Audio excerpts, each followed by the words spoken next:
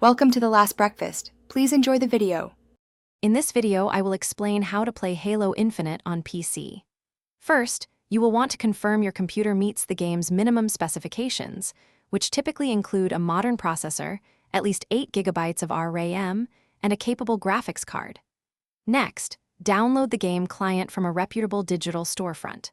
Finally, sign in with your Xbox account to link your progress and access all game features, ensuring a smooth start to your Spartan journey. Once the game is installed, dive into the settings menu to fine-tune your experience.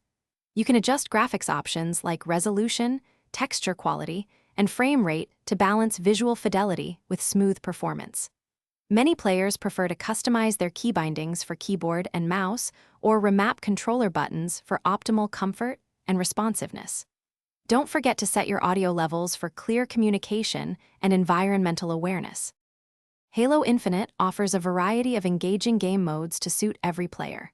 The core multiplayer experience is free-to-play, featuring fast-paced arena combat across diverse maps and objective types. For those seeking a rich narrative, the campaign mode provides a compelling story with an open-world structure, allowing you to explore Zeta Halo. Additionally, keep an eye out for special in-game events and seasonal challenges that offer unique cosmetic rewards. To quickly get up to speed, new players should definitely complete the in-game tutorials. They cover essential movement, weapon handling, and equipment usage. Spending some time in bot matches is an excellent way to practice your aiming and map knowledge without the pressure of live opponents. In multiplayer, effective communication with your teammates is crucial for coordinating attacks, defending objectives, and securing victories against the enemy team. Thanks for watching. If this was helpful, leave a like and consider subscribing. See you next time.